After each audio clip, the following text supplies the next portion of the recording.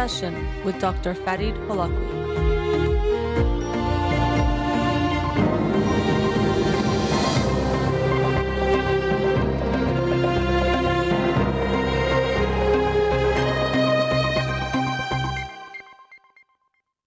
Good evening. Welcome to In Session. I'm your host, Dr. Farid Holakouee, and I'll be with you for the next hour here on Radio Hamra.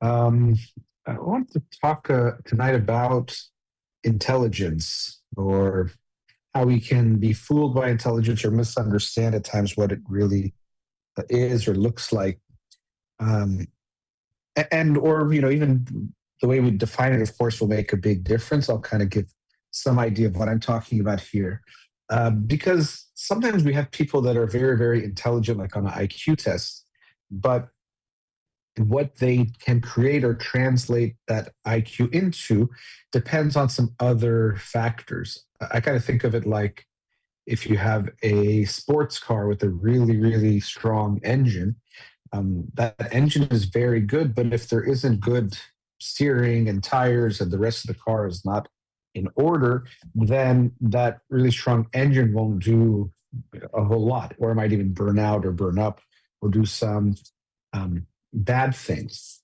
And I also want to talk about how people try to, of course, come off intelligent. Maybe even it sounds like I'm doing that right now, but want to sound smart or intelligent, and how that can, well, one, it could backfire, of course, but also what we see is that sometimes the focus is more on, rather than contributing something, it's to come off intelligent or to sound smart. So a few different topics related to intelligence or being smart, or sharing something of importance.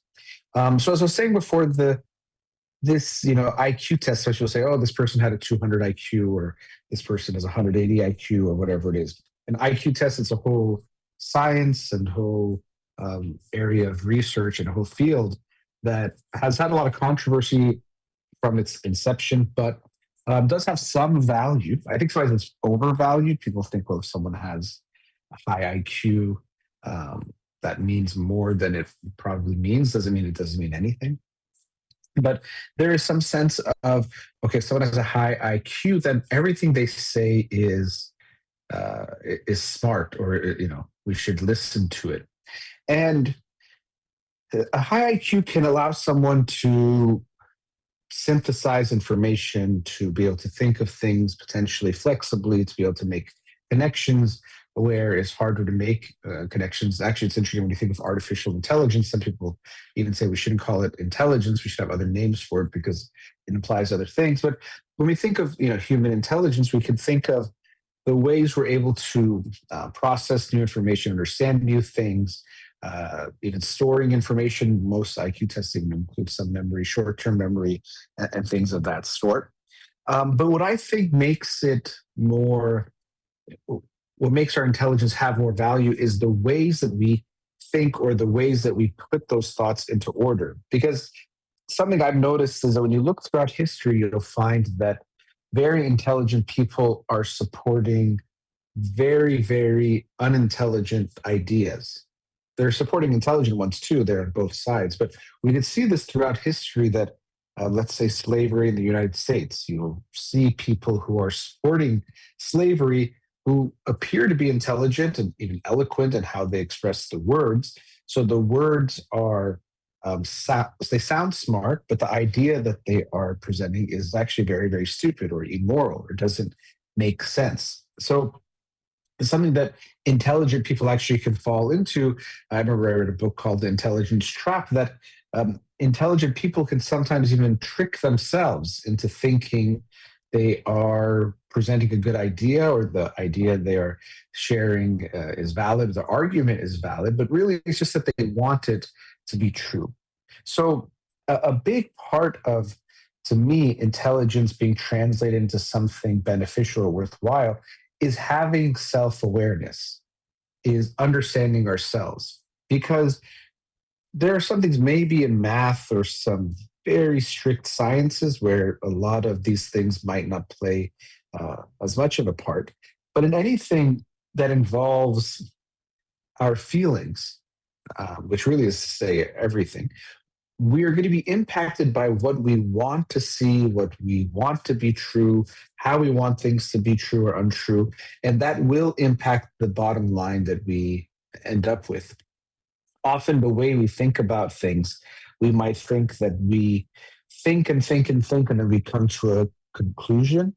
But often we have a reaction to something, a feeling, and then we think and think and think of how to make that sound true, almost like an ad hoc lawyer.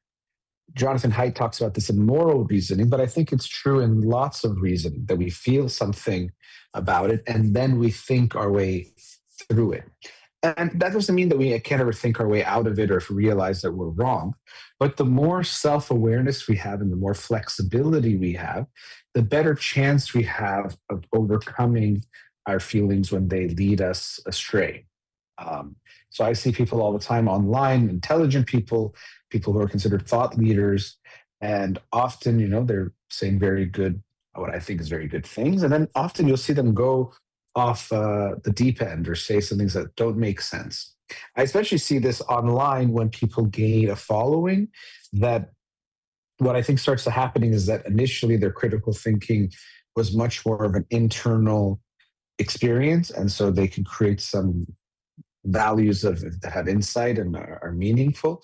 But then the crowd and their audience begins to influence the way they see things, or well, maybe not see things, but what they present or how they think about things, because they get affected by what's popular, what's getting the attention, what is causing people to see certain things that they like about them or dislike about them. And as a result, this impacts what they begin to present. So, for example, a thought leader who gets very famous for presenting ideas that are related to some political idea, unfortunately, will often get sucked into continuing to get the attention of the people who already liked their ideas or liked what they had to say, and it might start to skew what they are saying or what they have to say.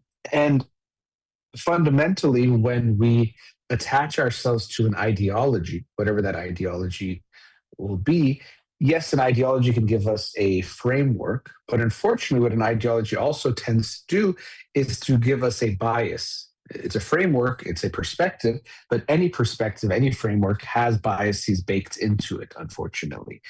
You can't have a view from nowhere.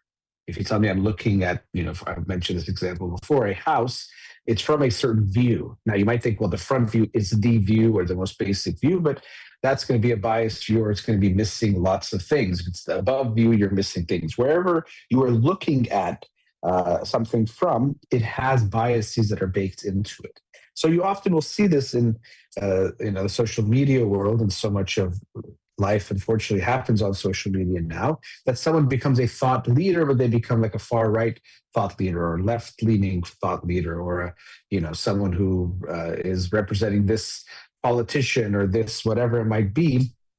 And unfortunately, you could see some very smart people in that they have the intellectual strength, but how they use that strength is not really beneficial or coming up with good ideas. So they can use a lot of effort and use some eloquent speech and big words, and it could sound smart in some ways, but you see that the idea is very, very weak.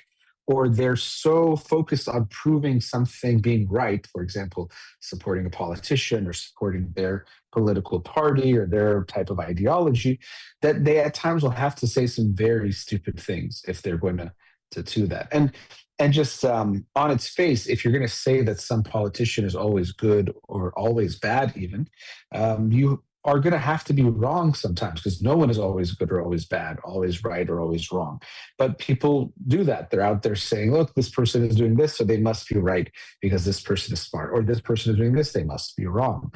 Donald Trump, of course, comes to mind. And I've heard people talk about Trump derangement syndrome. You've probably heard of that before, which is where people who don't like Donald Trump will just react intensely and negatively, about anything he does, saying it's bad, and go crazy about it and be outraged and talk about it in that way. And I think that does exist. There's definitely lots of people who just will be so against him that no matter what he says or does, they instantly will be outraged or see it as a negative thing and a bad thing. So I think that exists, but I think there's two types of Trump derangement syndrome. There's definitely the people who are against him, who have Trump derangement syndrome, and everything he does or says they think is evil and bad and the worst thing, and it can't be good, even if it's good. It's like, oh, we're going to lower the price of pharmaceutical drugs. Well, somehow it must be bad. And I'm not saying I know it's for sure good, but on the face of it, that would be to me a good thing. But as I'm saying, there's two types of Trump derangement syndrome. There's the other type two, people who support him, or even he himself wears the hat, but people have the hat that says Trump was right about everything. So there's the other side of that polarization spectrum where there's people that think he can never be wrong and everything he does is right and he didn't make a mistake and whatever he did, he did it perfectly. That is also a type of derangement syndrome. So to me, there's two types of Trump derangement syndrome. The negative one, which is the one that's been people talk about a lot, but the positive one too.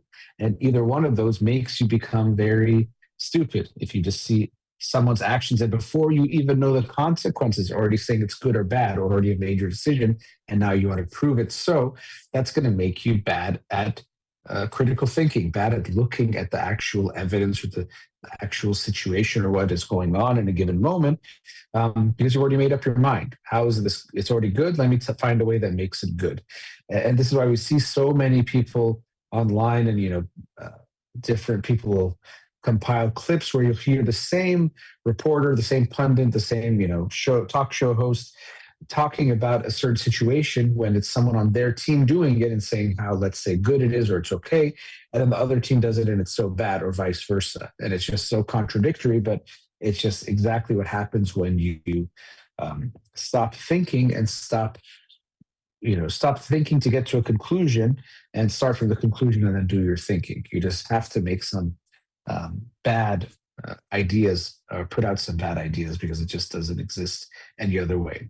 So unfortunately, I do see a lot of this, people that are intellectually very respectable, but who unfortunately almost fall under the pressure or the weight of their own notoriety or their own fame. It starts to crush their own intellectual strength or ability. And rather than really seeking truth, they seek to keep riding the wave and to not lose it.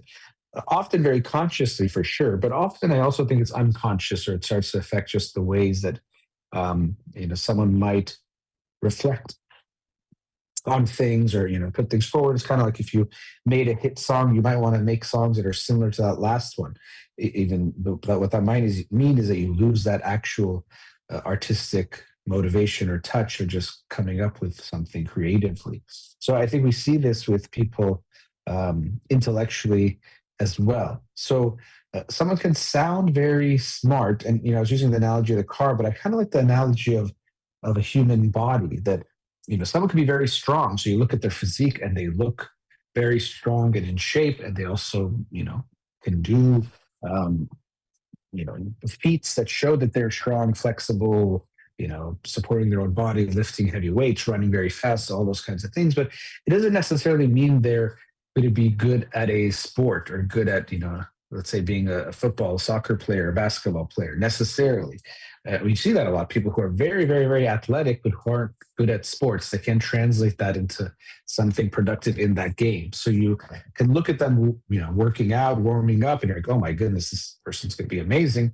But then they're out there on the field and it doesn't do very much because they don't have these other skills that are necessary to be good and successful at it. So we can have a strong intellect, and you hear someone talk and they can, present ideas really persuasively and be very charismatic and sound very intelligent, use lots of big words, all those things.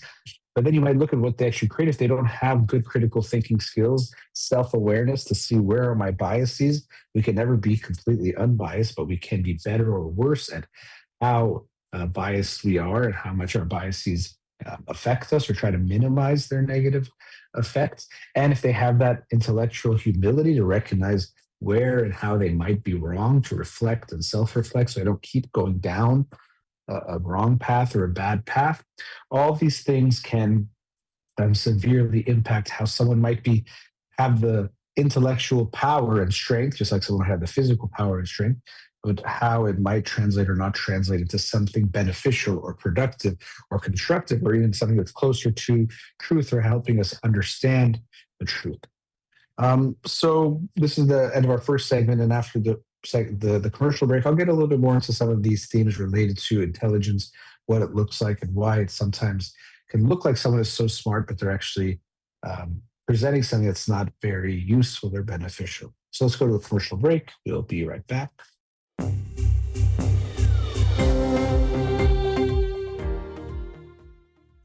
Welcome back. I was talking in the first segment about intelligence, maybe not so intelligently, but sharing some thoughts on how there can be something like a brain power, brain strength, or even IQ probably is part of that, or maybe is that. But it doesn't necessarily mean that the brain power will translate into something useful just because it's there. I gave the example of physical strength or being very athletic, but doesn't necessarily mean someone will use that strength, let's say, to be good at a sport or that they are good at a sport.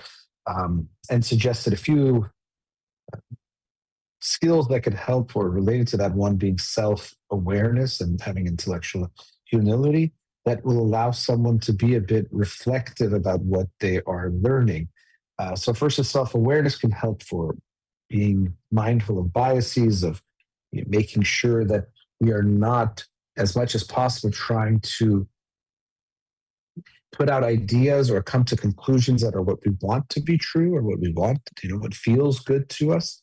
You have to be very careful about that. So that's where the self-awareness can help, that we're aware of, okay, it seems like I want this to be true, or I want things to be this way, or I've gotten some fame or notoriety for doing something, so I'd rather, keep doing that, keep creating the same hits. So that's where the self-awareness comes in. The humility allows us to be self-reflective, to not get caught, drinking our own Kool-Aid in the sense that we think, well, I'm so smart, so I came up with these ideas, they must be true. We can say, okay, I think I can be intelligent, but I'm also wrong, because all human beings are wrong.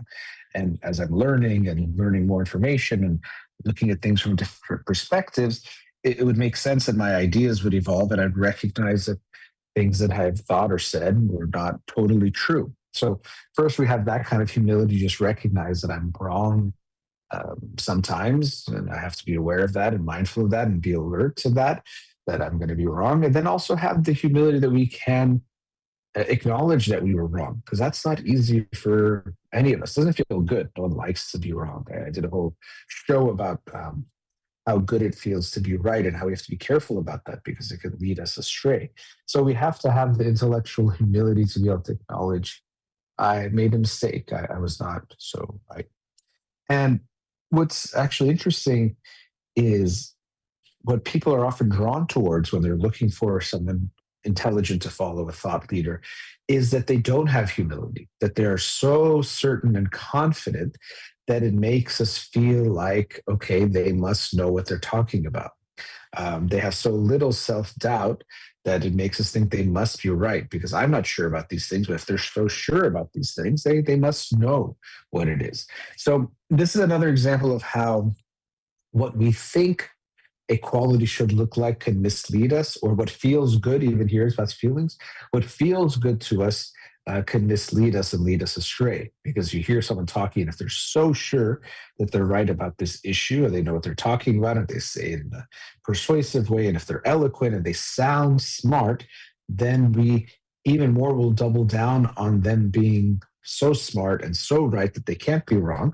And we'll think that that's the person who knows what they're talking about, more than the person who might show some humility, some sense of self doubt, might present nuanced perspectives, isn't so definitive or conclusive or certain about what they're saying. We might be less likely to actually think they are as smart as the person who sounds more certain. And I can get that. We all will feel that if you hear two people talking and someone's like, I think it's this way, or I'm not sure, but this is my best understanding.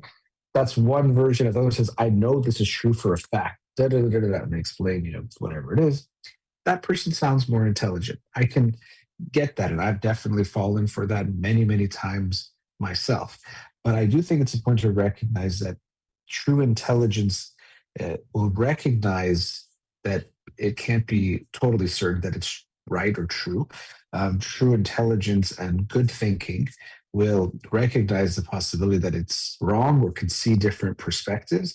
And so, because of that, we have to be able to live with that bit of uncertainty, even when we're seeking the best ideas. That the people who are so certain are probably not being as humble and self reflective as we'd like for them to be to keep improving their own ideas or the ideas that they are putting out there. So I think that's an interesting one that can be very misleading. And I've talked about this a lot on the show because I think I see a crisis related to certainty. It's always been there, but social media has amplified it as it does so many human tendencies where people are seeking certainty so strongly and people are putting it out there. It's creating this symbiotic relationship that we're kind of on this runaway train where people think that the only person who knows anything is the person who's 100% absolutely certain about whatever it is that they are talking about. And that's unfortunate. Another thing related to this notion of intelligence and using the analogy of human strength is that any gift that we have, any ability, skill that we have, there's a range of how much we express it for the attention and the positive things that we get rather than how much we use it to give or be of service. Now, all of us like the feeling of being complimented or commended or being validated or people telling us we're good, getting attention. That is an understandably positive experience for us to have. So we all like that. So we're not here to say you shouldn't like that at all or it shouldn't feel good if people tell you you're doing something good.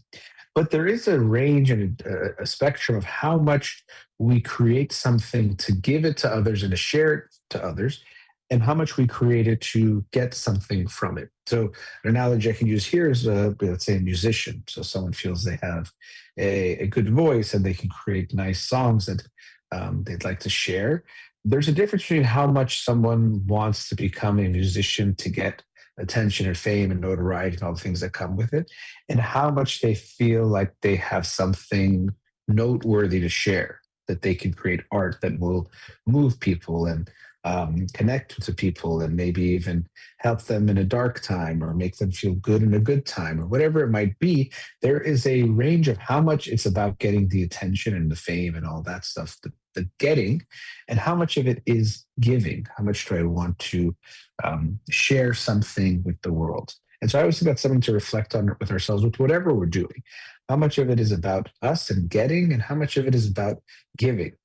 Even to me, when we think of success, the definition should be flipped because generally what people say, who's the most successful person in the world? If I ask you, most people think, well, who's the wealthiest person in the world? Who has gotten the most money and maybe in other things, fame and things of that sort. But to me, what's more important is who has given the most, not what we get, but what we give should be the measure of success. And so similarly to me, a good artist isn't necessarily, we shouldn't measure it as how much money they made or how many albums they sold, but how beneficial is what they have shared with the world. And so with intelligence, to me, there's a similar pattern that what intelligence should be measured by is not just how smart the person sounds, but how useful or beneficial is what they have shared with the world. And how much are they doing it for the attention and the fame and all those things and being admired, and how much are they doing it to share ideas they think are valuable, meaningful, beneficial to the world, may help people who are suffering, may help move ideas forward that help people in a variety of ways. What is their motivation? How much is it one of those two things? Because you often hear people who are online, talking and sharing ideas and sound very intelligent, eloquent, and express ideas, and they're, talking in this way of, well, it could be this and this. Like there's a lot of intellectual even debate within what they're saying within themselves to show their intelligence. But then when you look at what they're sharing, it might not be beneficial to the world. It might not be bringing us closer to some understanding or some kind of truth. it doesn't necessarily do a whole lot or serve a whole lot of purpose other than the person sounding smart or trying to sound smart. One of the things actually that is, um, to me, indicative of this, it's funny, I don't know if indicative would fall under this category, but it's when someone uses words or language that they almost know most people won't understand, or maybe even specific, or they might even ask you, so as you're in a conversation with someone, they might use a word and then tell you, do you know what this word means? And and so clearly we can see that their focus isn't on trying to communicate a good idea, because if you're communicating, you obviously want to communicate in a way that you feel your listener will understand, or else what's the point of what you're communicating unless you're doing it for yourself? It's like if I talk to someone and I know they don't speak English, and I start speaking to them in English, or if I meet you and you speak a language that we both know, but I speak in another language that you don't know. Well, obviously I can say, well, it's true what I'm saying, or it's true for me, or I like what I'm saying. But if you can't understand it, then obviously I'm speaking just for myself. I'm not speaking for you, or really to you, or with you. So similarly, if someone uses words that they think people might not understand, or not just the words, but they present ideas in a very convoluted way that can be difficult for others to get, that's clear that it's less about communicating ideas that they think will be meaningful and wanting the recipient to be able to benefit or to use them, and more about them sounding smart. So you'll see a lot of people giving talks or talking about something, and they're presenting things in this way, in this very convoluted way that people don't quite understand what they're saying, but it sounds like, wow, they must be so smart because I'm not even really getting it, but it sounds kind of good, or sounds deep, or sounds meaningful. And even I see this online where the comments, like, people kind of fighting, well, I don't get this. And then if you don't get it, they say, oh, that's just because you're not smart enough. Or this person is so smart that it's hard to understand what they're saying. They kind of think so much further ahead than all of us. And that's not the case, because if you are really smart, really intelligent, you can present your ideas in the way that will be understandable and digestible to your listener, not in a way that just you like or feels good to you, but in a way that will actually um, land with the person that you are talking to. So an analogy I thought of that relates to this, and it fits the whole human strength, physical strength kind of thing, is if you were moving and you asked your friends to come over to move, and one of your friends is really, really strong, and he comes over and he picks up your couch with one arm and puts it all the way over his head, and just does a few kind of like shoulder presses with just one arm with this couch, just amazing strength and balance, and to be able to do this is unbelievable. Then he puts it down and he picks it up with the other arm and shows he can do it even with his weaker arm, puts it over his head a few times, and then puts it back down in exactly the same place that it was before he started. Now, when you look at him, you're, oh my goodness, and look at what he does, you say, wow, such an incredibly strong person. That's unbelievable. You admire them, all that, stuff. They're getting all this admiration because what they did was a huge display of strength. But then when you look at what they actually did, they just lifted the couch and put it back exactly where it was. So when it comes to helping you move, they've done absolutely nothing of benefit, or absolutely have been of no help whatsoever, other than making themselves look good and feel good and get the admiration from you of, wow, look at how strong you are. I can't believe what I just saw.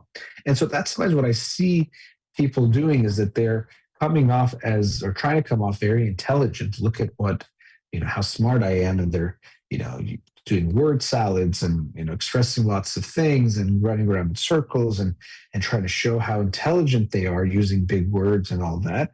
But they're not actually contributing anything worthwhile. They're showing a lot of strength, but not moving much, or not moving the world much in a positive way.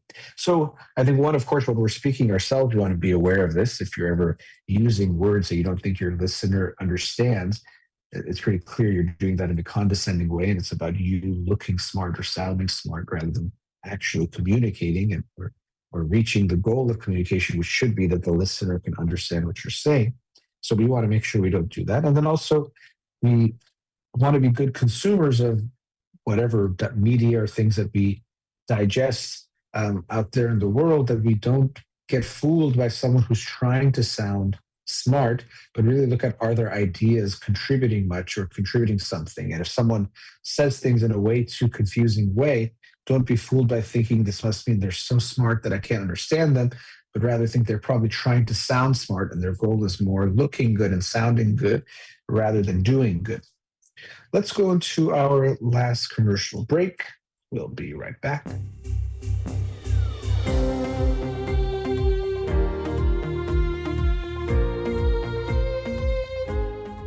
Welcome back. In tonight's show, talking about intelligence and really also sounding smart and brain power or brain's ability to think about things, but how do we translate that into something beneficial, some kind of action that helps the world in some way? And I've looked up some different definitions of intelligence, and it's not like I kind of skated around it in the first segment because there are so many different definitions of intelligence. Is it a single factor? Is it multiple factors? Is there one intelligence, multiple intelligences? And I think it, of course, depends on what you're talking about or what you're trying to measure or look at. You could say it's one thing, but that would be your definition of it as one thing, or you can say it's different, multiple things, or a factor with different components to it. I think there are definitely a variety of ways to try to understand or analyze intelligence. I was kind of talking about in this brain power, specifically in intellectual pursuits related to ideas and concepts, not necessarily, for example, if you look at gardeners, like interacting with the environment or physical or musical, which I think are definitely types of intelligence or those kinds of abilities. But today I was talking more about thinking about ideas, abstract ideas, concepts, or thinking about moral and social issues and how we present those. And so, there's some definitions that say it's something like the ability to acquire, understand, and apply knowledge. And I think that makes sense. And even that's interesting for you, the ability to acquire, understand, and apply knowledge. So you have that strength and that ability. Now, does that mean it's going to be actually translated to something good? You can be strong, but are you going to actually use that in some beneficial way? It is something that is not settled or is not for sure. Even if you have that strength, you might not make something good of it. So I think all of us have a certain baseline intelligence. And usually when you look at things like IQ and intelligence, they say that you can't really improve it much past a certain age. It can get worse, unfortunately, let's say through injury, where whether it's some kind of traumatic injury or deterioration over time, or aging, or things like Parkinson's, Alzheimer's, other things might affect that. But all of us could think of ourselves and what are we capable of? What are we able to do? And we might not be able to change it too much, especially if you're listening to me and you're an adult, you can't really improve your ability to do a lot of these things very much. It's just the way it is. But we can, I think, be aware of how we use our intelligence, which is something I've been talking about today, about even people who might have a lot of brain power, but they could use that strength negatively. Even if you're very strong, you can do a lot of good, but you also can cause a lot of damage. And so I think a lot of times we see intellectual heavyweights who have, unfortunately, not had the best. Some other way of putting it would be emotional intelligence, which I think is part of what I'm talking about today, but maybe it's a little bit incomplete, but to lack the ability to hone that intelligence positively, and even can cause damage. I was mentioning before how throughout history, you will see very intellectual individuals supporting some very unethical, immoral, and really stupid ideas when you look in hindsight that you think, how could someone support this? But there's often a split between the intellectuals of which idea was right, and there were very smart people on the stupid side. So they were smart in the brain power, but stupid in what they were thinking or how the conclusion that they got to, and history could judge them in that way. So we can all be aware of how can we use whatever strength we have in the best kind of way. And so in this last segment, I've touched on them, but I'll talk about them a bit more, how we can all be aware of that. So yes, to begin with, you probably can't change your strength too much. Here's where the the physical strength analogy might not work so much because your physical strength, you can change a lot based on how much exercise and what you do, how much weight training or whatever, we're talking about speed, whatever the dimension is. There's a lot you can do for sure to improve your physical strength or physical power. But our brain power, it does seem like we can't do a whole lot. But what we can do, as I was saying, is use some of the skills of self awareness, having that understanding of ourselves, what we feel, what are our biases, what do we want to be true, and keeping that in mind. And related to that, I would say not attaching ourselves or identifying with any type of ideology will help us um, keep less biases, or keep the biases at bay. Because if you, once you find an ideology or attach yourself to an ideology or identify with an ideology, it's going to negatively impact the ways you objectively look at the new information. So we often find a framework that feels really good and makes the world make more sense to us. But unfortunately, it can lead to us closing off, seeing things in a more objective way, because now we see it through that lens of whatever it might be. So I think not identifying or attaching ourselves will help us. Even if you, for example, politically lean a certain way, being aware of that can help you. That if you see something that supports what you believe, you're likely going to be less critical of it. And if it doesn't support what you believe or what you want to be true, you'll be more critical of it. And they've done research on that, that when people read a study or an article that supports what they already believe, like, yeah, I see more proof that I'm right. And they won't be so critical in looking at the research methods and all those things. But if they read an article and the person disagrees with them or the research disagrees with them, they become much more critical. Who's this person? Are they being paid? What's their bias? Or if it's research, oh, look, they didn't really account for this and this and this. All of a sudden, the methodology becomes really important for us and we're very critical all of a sudden. So we have to just know our biases. So for example, if you are anti-gun control or pro-gun control, and then you read a study related to gun control, it's important to be aware of your biases before you start reading the article, because you're going to see it through that lens. All of a sudden, you're going to start seeing it more likely to fit into what you already believe, no matter what the article itself says. So knowing yourself, knowing your biases, knowing what you want to be true, even the deeper you go, the better. Because, for example, when it comes to, let's say, capitalism or people in power or government, your own issues related to power, the people who are in power in your own life, for example, parents, how powerful or how much authority you feel like you have in your life, all these types of things will impact how you view these things. You might think you're just looking at it objectively or looking at what's out there and making sense of things, but we get impacted by these things. So let's say if you really hated your parents having so much power over you and in fact they abused that, or if you feel like they were unfair with the ways they use their power, well, it could be more likely that you'll be even more critical of people in power. Now, it doesn't mean we shouldn't be critical of them or hold them to a high standard, of course, but you might be overly critical or always assume the negative or the worst. Kind of like I was saying about the Trump derangement syndrome that goes both ways. You might already have your judgment there. If there are people in power, they must be doing a bad thing. People in power have done bad things throughout history. That's definitely true.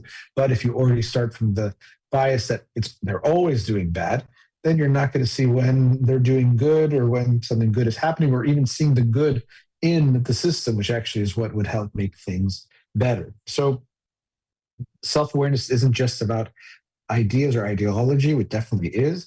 If you go deeper, you can see how your personal psychology will impact ways that you might see things or view things, or the filters and biases that you might have that could impact what you think or how you think and the conclusions you come to. I also mentioned humility, intellectual humility, which I think is really critical in helping us be better at thinking or do a better job thinking. Because we have to recognize that although there's a desire to be certain, one, to sound certain to other people, but even internally, certainty feels much better than uncertainty. When you're, okay, this is for sure how it is. this is definitely right, this is definitely wrong. That feels much better than being in the gray or being nuanced. And that's why people are drawn towards it. One, we believe that people are more, if they're more confident and more certain, they know better and they know more.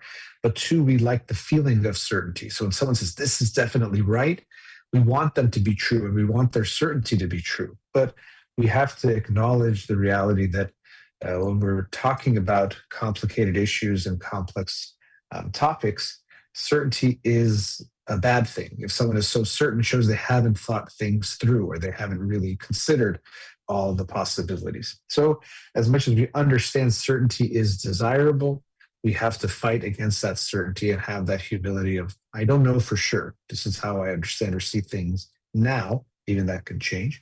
But also, I could be wrong. And even I might disagree with myself somewhere down the line. So, if we start there, recognizing we have to resist the urge of certainty in our own thinking. Black and white thinking is so much more comfortable than gray.